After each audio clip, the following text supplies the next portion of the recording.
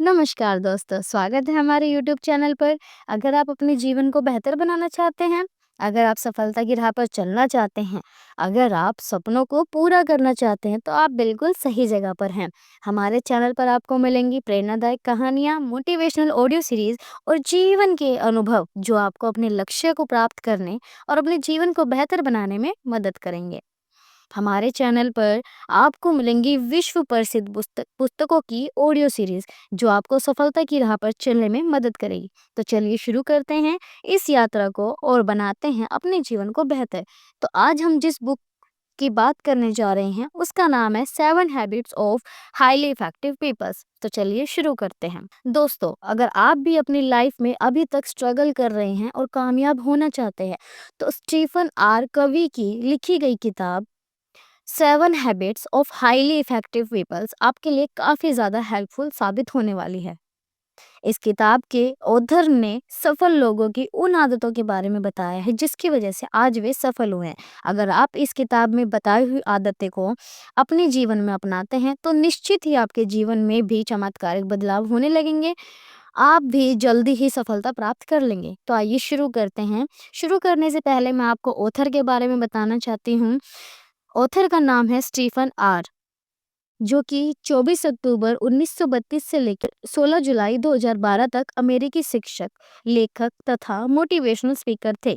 Stephen are कवी की कई बेहतरीन बेस्ट सेलर पुस्तकें हैं, जिनमें 7 habits of highly effective peoples, first thing first, principle centred leadership, 7 habits of highly effective familiars, the eighth habit मुख्य पुस्तकें हैं। लेखक को 1995 में टाइम्स पत्रिका में 25 सबसे प्रभावशाली लोगों में नामित किया। 7 habits of highly effective people जो हमें 7 ऐसी आदतों के बारे में बताती है जिनको हमें अपने लाइफ में अपनाना है। तो दोस्तों, मैं चाहती हूँ कि ये आदतें आप 2025 शुरू होने से पहले अपने जीवन में ज़रूर अपनाएं। मैंने भी ये आदतें अपनानी शुरू कर दी हैं, तो आप भी ये आदतें ज़रूर अपनाएं। तो इसमें सबसे पहली हैबिट जो है वो है प्रोएक्टिव बने। प्रोएक्टिव, लेखक ने इस पुस्तक में बताया कि सफल लोग हमेशा प्रोएक्टिव होते हैं। प्रोएक्टिव वही व्यक्ति होता है जिसमें आत्म जागरूकता होती है। किसी दूसरे व्यक्ति की क्रिया तथा प्रतिक्रिया से उसके जीवन पर कोई प्रभाव नहीं पड़ता है। लेखक बताते हैं कि हमारे समाज में 2 तरह के लोग होते हैं, रिएक्टिव तथा प्रोएक्टिव। रिएक्टिव लोग हमेशा दूसरे लोगों जैसे समाज, सरकार, मौसम, परिवार आदि को दोष देते रहते हैं। वो हमेशा यह मानकर चलते हैं कि उनके हाथ में कुछ नहीं है, इसलिए उनकी परेशानियों का कारण भी दूसरे लोग ही हैं। रिएक्टिव व्यक्ति हमेशा अपनी परिस्थिति में एक दूसरे को दोष देते रहते हैं। वे अपनी भौतिक परिवेश में भी प्रभावित होते हैं। अगर मौसम अच्छा है तो वे अच्छा महसूस करते हैं, अगर मौसम अच्छा नहीं है तो इसके उसके नज़रिए और कार्यशक्ति पर विपरीत प्रभाव पड़ता है। वहीं प्रोएक्टिव व्यक्ति अपना मौसम साथ लेकर चलते, चाहे बारिश हो या धूप, इससे उन्हें कोई फर्क नहीं पड़ता है। वे जीवन मूल्यों से संचालित होते हैं और गुणवत्तापूर्ण कार्य करना उनके जीवन मूल्य है, तो इस बात से उन्हें कोई फर्क नहीं पड़ता कि मौसम उनके अनुकूल है या नहीं। रिएक्टिव लोग अपने सामाजिक परिवेश यानी सामाजिक मौसम से भी प्रभावित होते हैं। जब लोग उनके साथ अच्छा व्यवहार करते हैं तो वे अच्छा महसूस करते हैं। वहीं जब लोग उनके साथ अच्छा व्यवहार नहीं करते हैं तो वे सुरक्षात्मक मुद्रा में आ जाते हैं। प्रोएक्टिव व्यक्ति भी सामाजिक परिवेश से प्रभावित होता है, लेकिन वे अपनी आत्म जागरूकता का इस्तेमाल करते हैं, जिससे बाहरी कारकों को वे अपने ऊपरी हावी होने नहीं देते हैं। सफल लोगों की पहली आदत यही होती है कि वे अपनी परिस्थितियों के लिए किसी दूसरे को दोष नहीं देते हैं, बल्कि इनकी जिम्मेदारी स्वयं लेते हैं और आगे बढ़ते हैं। दोस्तों, अब चुनाव हमें करना है कि हमें रिएक्टिव व्यक्ति की तरह बिहेव करना है या प्रोएक्टिव व्यक्ति की तरह बनकर सफल होना है। दूसरी हैबिट, अंत में ध्यान से सुनकर शुरू करें। Begin with and in the mind. आप अपनी आंखें बंद करके देखें कि आप अपने किसी प्रियजन की अंत्येष्टि में शामिल होने जा रहे हैं। यह देखें कि आप अपनी कार से अंत्येष्टि में भाग लेने के लिए कब्रिस्तान या शमशान घाट जा रहे हैं। कार पार्क करके जैसे ही आप अंदर जाते हैं, आपको फूल दिखाई देते हैं और धीमा धीमा संगीत सुनाई देता है। आगे जाने पर आपके परिवार वाले और मित्र दिखाई देते हैं। आपको उस प्रिय व्यक्ति के बिछड़ जाने का दुःख होता है, परंतु आपको खुशी भी होती है कि वही आपके करीब रहा था। ऐसा भाव वहाँ पर मौजूद सभी लोगों के दिल में होता है। जब आप आगे बढ़ते हैं और ताबूत में झाँकते हैं तो अचानक आपको अपना चेहरा दिखाई देता है। यह आपकी अंत्येष्टि है जो कुछ महीने या साल बाद आपकी होगी। यह सब लोग आपके सम्मान में एकत्रित हुए हैं। वे आपके जीवन के बारे में प्रेम तथा सराहना की भावनाएं व्यक्त करने आए हैं। आप बैठ जाते हैं और अंतिम संस्कार की प्रक्रिया शुरू होने का इंतजार करते हुए अपने हाथ में रखे कार्यक्रम पर नजर डालते हैं। आपके परिवार वाले, रिश्तेदार, मित्र, करीबी आदि बोलने वाले हैं। इससे पहले वक्ता आपके परिवार वाले होंगे। यह आपके पुत्र-पुत्री, भाई-बहन, चाचा-भतीजा कोई भी हो सकता है। दूसरा व्यक्ति आपके करीबी मित्र होंगे जो इस बारे में बताएँगे कि आप व्यक्ति के रूप में कैसे इंसान थे। तीसरा वक्ता आपके ऑफ़िस या व्यवसाय का सहकर्मी होगा जो और चौथा व्यक्ति आपके सामुदायिक संस्थान का होगा जो सभी आपके अच्छे या बुरे गुणों के बारे में लोगों को बताएँगे। अब आपको गहराई से ये सोचना है कि आप अपने परिवार, करीबी या मित्र आदि से क्या सुनना पसंद करेंगे। आप उनके शब्दों में अपना किस तरह का प्रतिबिंब देखना पसंद करेंगे कि आप किस तरह के पति-पत्नी, पिता या माता थे। किस तरह के पुत्र या पुत्री या चचेरे भाई थे, किस तरह के मित्र थे या किस तरह के सहकर्मी थे। आपको किसी चरित्र में देखना चाहते हैं। आप क्या चाहेंगे कि वे आपके किन योगदानों और उपलब्धियों को याद करें। ध्यान से अपने आसपास के लोगों को और देखें, आप उनके जीवन में क्या परिवर्तन लाना पसंद करेंगे।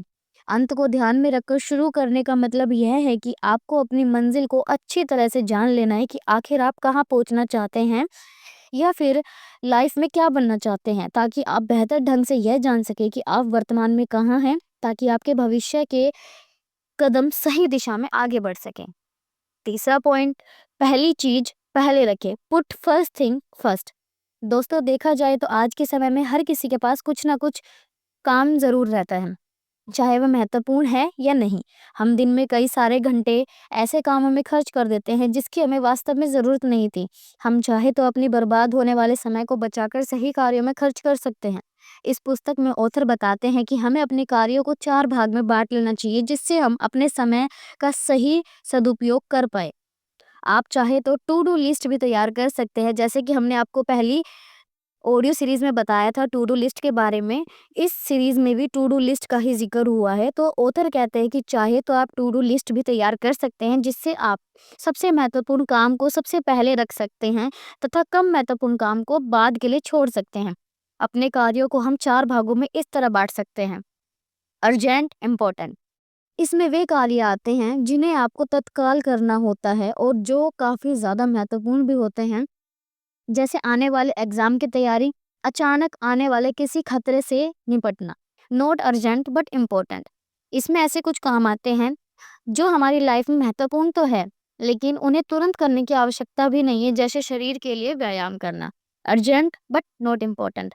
इसमें ऐसे कार्य आते हैं जिन्हें तुरंत करना है लेकिन वे महत्वपूर्ण नहीं है, अर्थात उन्हें करने के लिए हमारी लाइफ में कोई पॉजिटिव इफेक्ट नहीं पड़ता है, जैसे दोस्तों के साथ घूमने जाना, मूवी देखने जाना। Not urgent, not important. इसमें ऐसे कार्य आते हैं जिन्हें करने से आपका टाइम पूरी तरह से बर्बाद होगा, जैसे गेम खेलना, सोशल मीडिया पर टाइम खराब करना। दोस्तों, जो सक्सेसफुल लोग होते हैं वो हमेशा पहले और दूसरे वाले क्वाड्रेंट को चुनते हैं जिसमें वे अपने समय का सही सदुपयोग कर पाते हैं। अगर आपको भी अपनी लाइफ में सफल होना है तो आपको भी पहले और दूसरे वाले कार्यों को करने के लिए अपने समय को खर्च करना चाहिए। फोर्थ हैबिट, हमेशा सभी की जीत के लिए सोचें। Think win and win. इस पुस्तक में लेखक बताते हैं कि व्यक्ति को हमेशा सबकी जीत की भावना से कोई कार्य करना चाहिए। खेलों में एक टीम जीतती है तो दूसरी टीम हारती है, लेकिन हमारी लाइफ में ऐसा नहीं होता है। हमें यह कभी नहीं सोचना चाहिए कि सामने वाले को हराकर या नीचे दिखाकर आगे बढ़ जाओ।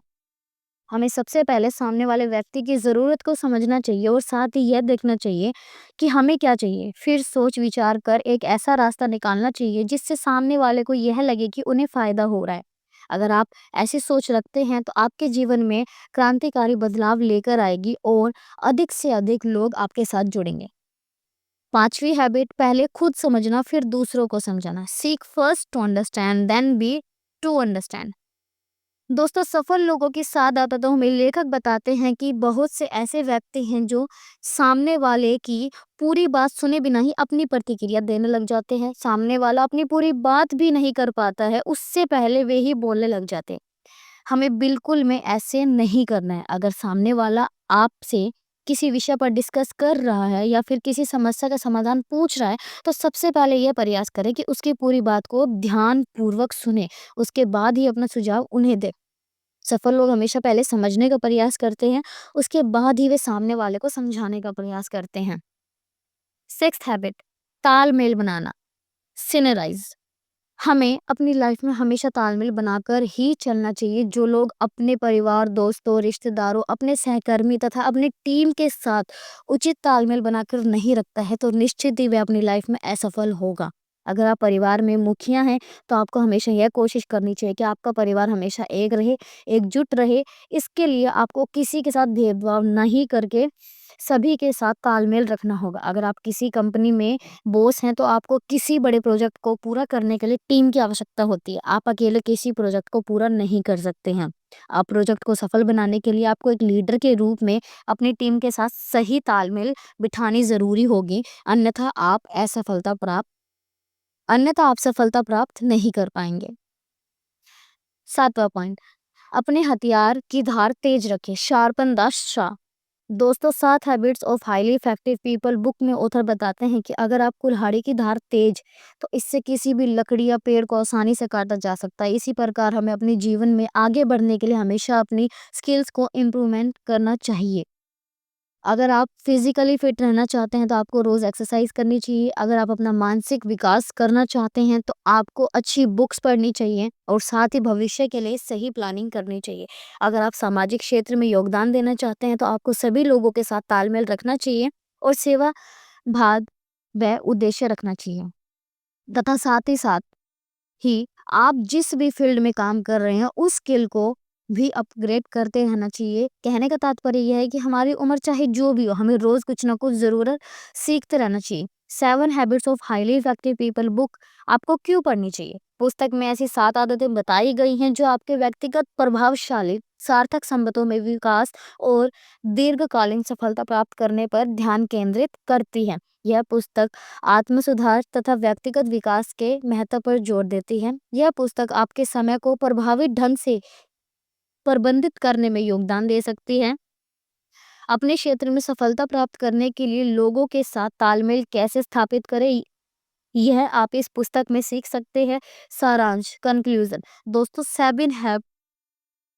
7 habits of highly effective people book में लेखक स्टीफन आर कवी ने सफल लोगों की उन 7 आदतों के बारे में विस्तार से चर्चा की है, जिन्हें अगर हम अपनी लाइफ में सही तरीके से अपनाते हैं, तो कुछ ही समय में हमें भी सकारात्मक परिणाम देखने को मिलेंगे।